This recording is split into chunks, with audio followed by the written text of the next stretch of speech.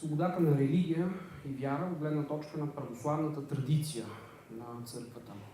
The freedom of religion and belief from the standpoint of the Orthodox tradition in the Church. Първо бих искал да кажа, че, както всички вие знаете, православната църква е църква на традицията на първо място. First of all, I would like to say that the Orthodox Church is a church of tradition, first of all. Но освен църква на традицията, тя също в своя духовен живот се стреми да бъде и църква на обновлението. But although it is a church of tradition in its spiritual life, it's also trying to be a church of renewal. Разбира се, това, че тя е обвързана с така дълбоката традиция, понякога на християнските деноминации от семейството на реформацията, може би изглежда малко по-традиционалистична. And because it's connected to a tradition, maybe sometimes it looks like to the people who are connected more with the Reformation tradition, maybe it looks like that it's more traditional. И затова много често се поставя въпроса за това как се отнася православната църква към свободата на съвестта. And this is why often the question is asked how the Orthodox Church reflects the freedom of consciousness. Какви са духовните и богословски основания на християнското православно и етическо учение за свободата на религията и човешките права? And what the Orthodox teaching is about the freedom of religion, the freedom of human rights. Аз бих искал тук още в началото да кажа, че в православната традиция основното, фундаменталното значение I have to say from the very beginning that the main fundamental thing is това е свободата на съвестта. Is the freedom of consciousness. Може би знаете, че тук в нашия град, в антична Сердика, за първи път Maybe you know that in ancient Serdica, here in our town, this is the old name of Sofia. За първи път римската власт в лицето на император Галериус приема този едикт за свобода на съвестта и For the first time, the Emperor Galerius accepted the edict of freedom of speech. Freedom of consciousness. Този принцип за свобода на съвестта е християнски принцип. This is a Christian principle. The freedom of consciousness is a Christian principle. И той навлиза в римското право именно като един опит римското езическо законодателство да възприеме християнския принцип за свобода на религията и съвестта. And it goes into the Roman law in order that the Christian freedom of thinking would be accepted. Но през същия този период с едикта на император Константин, during the same period of time with the edict of Emperor Constantine, християнството постепенно се превръща и в една държавна религия. Christianity became a state religion. И затова в православието присъства едновременно тази традиция на връзка, отношение на църквата с държавата. This is why there is a constant connection in Orthodoxy between the state and the church.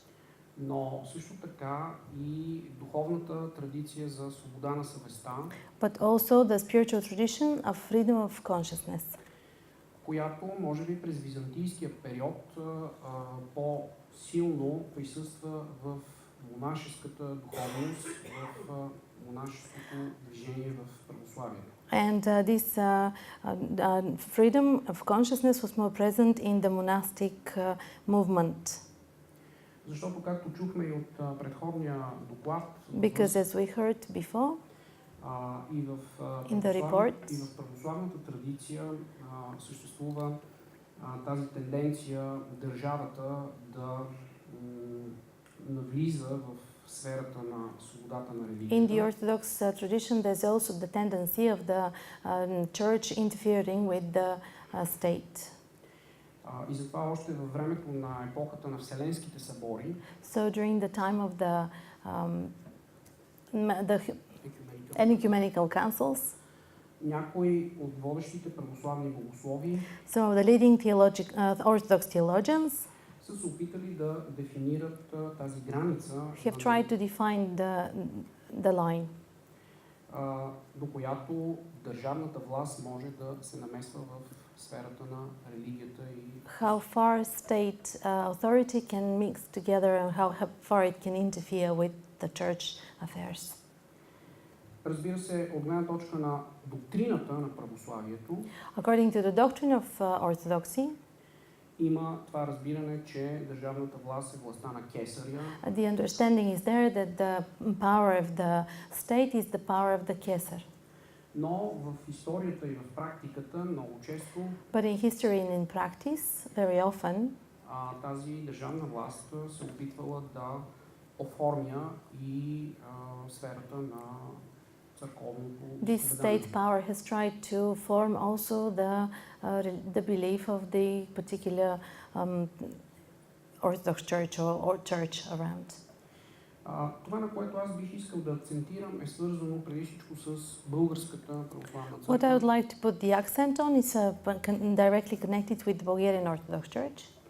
В България още от началото на християнството In Bulgaria, from the very beginning of Christianity, съществува едно духовно измерение на вярата и на духовната практика.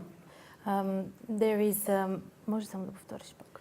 Едно, може да го кажем, мисионерско и духовно There's a разбиране, missionary understanding of the свързано faith. с просвещението на светите братя Кирил и Методий, Connected with the revival of the saints and brothers here in Methodius, което акцентира на свободата на използването which is на putting the stress of the freedom of using разбираем език в богослужението of an understanding language inside the liturgies, inside the services, и свободата на използване на свещеното писание на разбираем език. or the freedom of using the Holy Scriptures in an understandable language.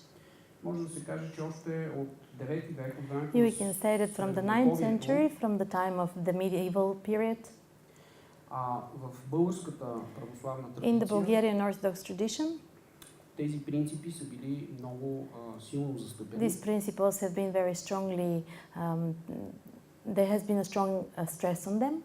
И затова по време на Отоманската империя And this is why during the Ottoman Empire, Българската православна църква или Българската православна общност, the Bulgarian Orthodox Church, or rather the Bulgarian Orthodox community, когато се бори за своята свобода на when they have been вероизповедание fighting for their freedom of religion или за църковна or свобода, for church freedom, тя се бори именно за едно такова разбиране за изповядване на вярата, they have been fighting for that kind of understanding of confession, of freedom of confession.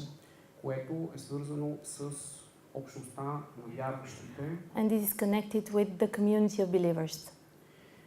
И макар че, да речем, под юрисдикцията на Вселенския патриархат на Константинополската църква са се намирали българите като общност, And although the Bulgarian community at that time was under the Byzantine patriarchal powers, тогава именно през 18 век in the започва 18th century, това просветителско движение. this enlightenment period started.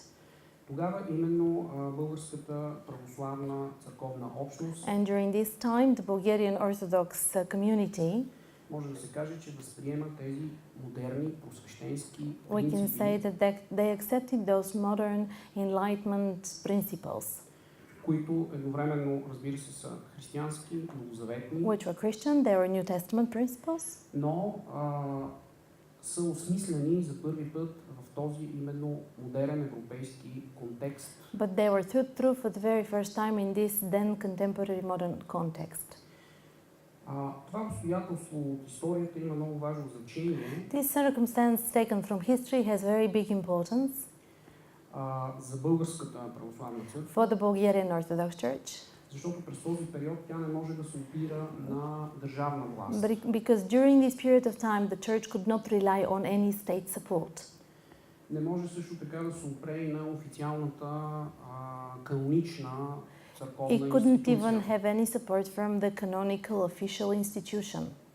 И затова, когато ние изследваме тези духовни традиции, So this is why when we study these spiritual traditions of the Orthodoxy, много важен е именно този период през it is very important, 18-19 век, this period of time of the 18th and 19th century, когато в това духовно възраждане или духовно просветителство движение в България, this is when during this enlightenment period, during this growing of spirituality in Bulgaria, тогава именно са възприети тези принципи за свобода на съвестта, when this is exactly when these principles of freedom of conscience were accepted, consciousness, yeah. които се доближават до голяма степен до също така и западните християнски движения. Which came very close to the Western Christian movements. И затова, например, когато в България започва процеса на превод на свещеното писание на разбираем език и отпечатването му като превод на съвременен български език, This is why when the translation of the Bible started translating it into the contemporary Bulgarian language, българските духовници като Неофит Рилски, например, the Bulgarian spiritual leaders at the time, like Neofit Rilski, for example, започват да си сътрудничат с британското библейско дружество. they were in connection and working together, supporting each other with the British Bible Society. И също с протестантските мисионери, които тогава And са also with the Protestant missionaries who were there, who were here at that time, and this was the Methodist church. Защото тази изначална традиция да се служи богослужението, молитвата да бъде на разбираем език и свещеното писание да се чете на разбираем език. Because this first tradition of having the liturgies done in an understandable language for the ordinary people, през този вече модерен период всъщност се свързва с тези модерни европейски. during this period of modern times was connected with these European, тези модерни християнски принципи за свобода. modern European Christian principles of freedom. В следващия етап от историята на българската църква, In the next period of the history of the Bulgarian Church, след освобождението и учредяването на модерната българска държава, this was the time after Bulgaria was freed from the Ottoman Empire. макар българската църква да има статут на държавна църква, на държавно вероизповедание, Although the Bulgarian Church had the status of a state church, то тя запазва своите критични функции или своето съзнание за необходимост да бъде по-скоро в духовната традиция на вярата, отколкото да бъде инструмент на държавната политика. it kept its critical functions of remaining a much more spiritual leader rather than in participating in the state affairs. Така, например, най-големите български духовници и богослови, които след Първата световна война, So the greatest Bulgarian theologians who after the First World War стават участници в учредяването на християнското и икуменическо движение в Европа, participated in the founding of the Christian ecumenical movement in Europe. те са на едни християнски позиции, които се противопоставят на държавната милитаристична политика. They were actually taking positions which were opposing the political militaristic policy of the government. Православните духовници и богослови през този период The theological Orthodox theologians at that time, that period of time, също така си сътрудничат с руските емигранти след болшевишката революция. They were in connection with the Russian immigrants during the Bolshevik Revolution. И това е една много важна предпоставка And this is something very important по време на Втората световна during война. the Second World War. Българската православна църква да застане много твърдо срещу нацистката For the Bulgarian Orthodox Church to stand very strongly against the Nazi policy. Което показва именно, че дълбоката духовна традиция на православието в България Which shows that the rich spiritual tradition of the Orthodoxy in Bulgaria В един критичен момент от историята in a на very Европа, critical period of the history of Europe, когато българската църква е държавна църква, when the Bulgarian Orthodox Church was actually a state church, а българската държава е съюзник на нацистска Германия, in that period of time, the Bulgarian state was an ally together with the Nazi state.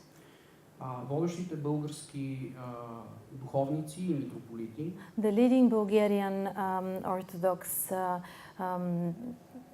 spiritual leaders and metropolitans застават твърдо срещу нацистката расистка they stood very firmly against the Nazi racial политика politics на изтребление на евреите, of killing the Jews, destroying them, като считат, че тази политика има неоезически характер. because they thought that this had a I really am tired. Neopaganistic character.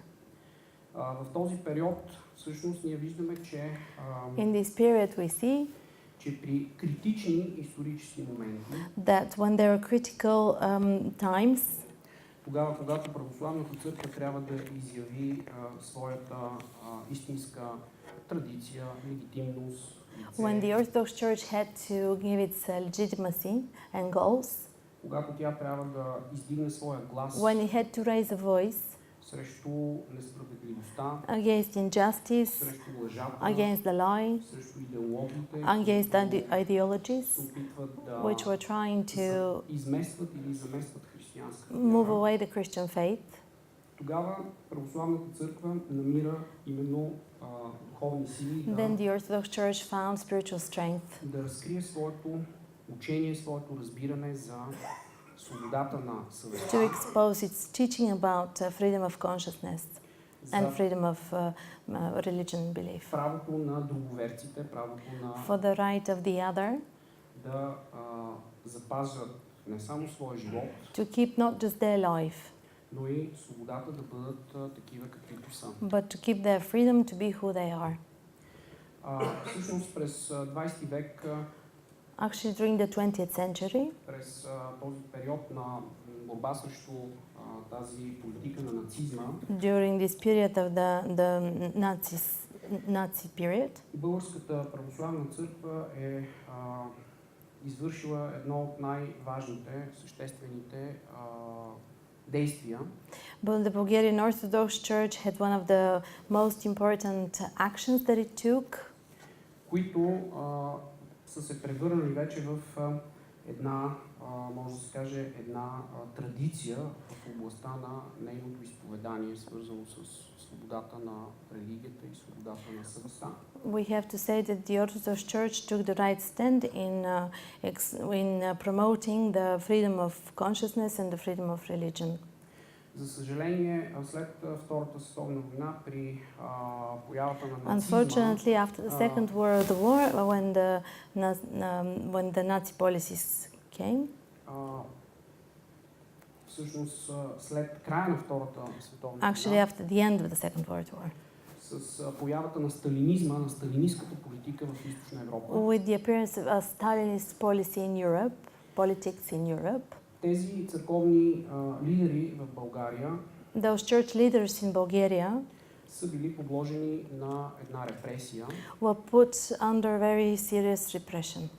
И както знаем от историята, And as we know from history, на тях им е забранено да участват в асамблеята в Амстердам през 1948 they were година, not allowed to take part in the assembly in 1948, макар че част от тях, като например Софийският митрополит и екзарх Стефан although many of them, for example, like the Sofia Metropolitan Exarch Stefan и академик Стефан Цанков, and also academic Stefan Zankov, са били едни от основателите на were some of the founders това движение of this за movement вяра и устройство, for faith and construction, за свобода for freedom, и мир for в peace Европа чрез църквите.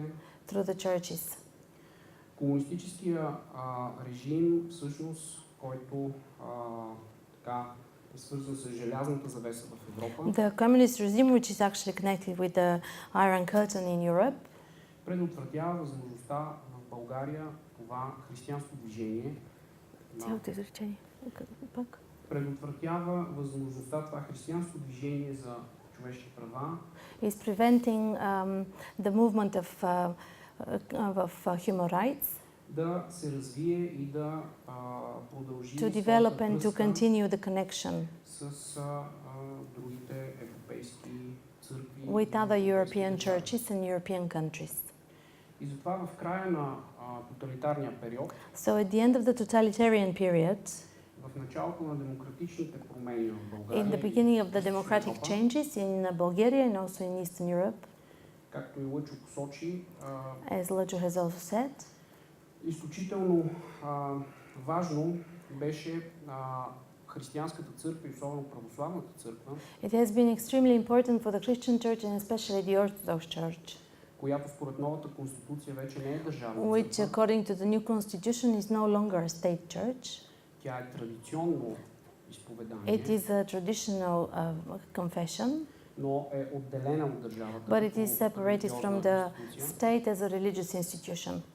Но въпреки това, като най-голямо изповедание, най-голяма деноминация в So as the страната biggest denomination, as the biggest confession of faith in the country, и като носител на християнската традиция в голяма степен, as someone who is bringing the Christian tradition in the country, in Bulgaria, е много важно да застане твърдо it is very important that this church stands firmly и да има ясни позиции за християнския характер and that it has very strong positions on the Christian character на учението или на принципа за свободата на of съвестта the principle of the freedom of consciousness и основните човешки права. and the main religious rights. Защото тези принципи, макар и да са възприети в законите, Because although those principles may not be accepted in the laws, все пак е много важно в нашите общества, в нашите страни it's very important in our societies and in our countries да съществува една дълбока култура на свобода на to have религията. a deep culture of freedom of religion.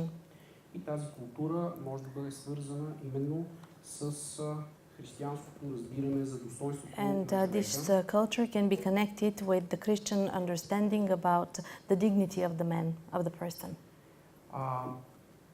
Българската православна църква The Bulgarian Orthodox Church, през първото десетилетие след промените през 90-те години the first 10 years in the 90s, this is the first years, the 10 years after the changes, оставаше като че ли малко дезинтересирана и не е толкова активна it в looked това like it stayed a движение. bit more disinterested in the movement, in this type of movement.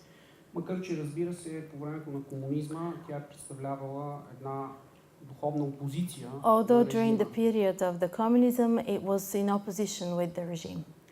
Но в началото на 90-те години, But in the beginning of the 90s, от гледна точка на православните духовници и богослови, from the point of view of the Christian theologians and spiritual leaders, тази съвременна демократична, може да кажем, своеобразна this доктрина за contemporary doctrine свобода на съвестта и човешките права of the freedom of consciousness and human rights се разглеждаше по-скоро като една светска, has been seen as humanistic, something which is not something secular, една хуманистична система, humanistic system, свързана с светското право which is connected with the secular law. и не се разпознаваше като нещо дълбоко свързано с Евангелието. And с it Новия was not Завет. something that was recognized to have connection with the New Testament and with the Gospel. Едва през 2008 година In 2008, в един официален документ на there was Българската an православна official църква, paper of the Holy Synod or the official Orthodox Church, който е свързан с необходимостта да се възстанови религиозното образование в българското училище. which was connected with the necessity of having the religious education returned to the Bulgarian schools. Българската православна църква официално аргументира това The свое Bulgarian искане state church officially argumented its desire чрез едно официално признаване на тези принципи на свобода на съвестта и основните човешки права. Through explicitly admitting the principles of religious rights and standards of values. Това показва, че в страните от Източна Европа, This shows that in the countries from Eastern Europe, especially поради посткомунистическата и посттоталитарна because of the post-communist and post-totalitarian situation, специфична ценност на дезориентация, and specific value disorientation, много често основни принципи на правото very often principles of the law of the right се интерпретират и разглеждат само от гледна точка на тяхното светско, are being interpreted most often from their secular measures and understandings. Това е свързано и с част от проблемите, които и някои колеги засегнаха. This is also connected with part of the issues and the problems some of the colleagues have already mentioned. Усещането у много православни духовници, духовни лидери, And this is the feeling of many spiritual leaders, spiritual Orthodox leaders, че старата атеистична идеология на комунизма, that the old atheistic ideology of communism, която беше воинстваща и антихристиянска, антицърковна, which was military and anti-church, постепенно е заместена от една нова it's slowly replaced by a new секуларистка идеология, secular ideology, която не е чак толкова агресивна, which is not so aggressive, not so military, но сякаш атеизма е намерил едно прибежище, едно скривалище в but нея. it's like atheism has found a refuge in it. И както някои духовници от православната църква посочват, воинстващия атеизъм е заместен понякога и с воинстващ секуларизъм. It's like some of the spiritual leaders of the Orthodox Church sometimes say, the military atheism is sometimes replaced by military secularism. Разбира се, необходимо е от християнска гледна точка. From a Christian point of view, it's necessary to very carefully изследваме фундаменталните принципи на study the fundamental principles of freedom of consciousness, които, разбира се, са част от духовната традиция на which are also part of the tradition of the Orthodoxy. И новите форми на секуларна идеология, And also the new forms of secular ideology, които са по-скоро свързани с една ценностна система на краен индивидуализъм, with extreme individualism, или някаква форма на групов, колективен or with collective олигаризъм. Нещо, което, разбира се, и в православието something which also in Orthodoxy се счита като две екстремни крайности, като две is considered to be the two endpoints of viewpoints. Православието има една своя традиция, която в Orthodoxy has a tradition, славянската традиция се нарича съборност, which in the Slavic tradition it's called соборност. Съборност, консилиарност,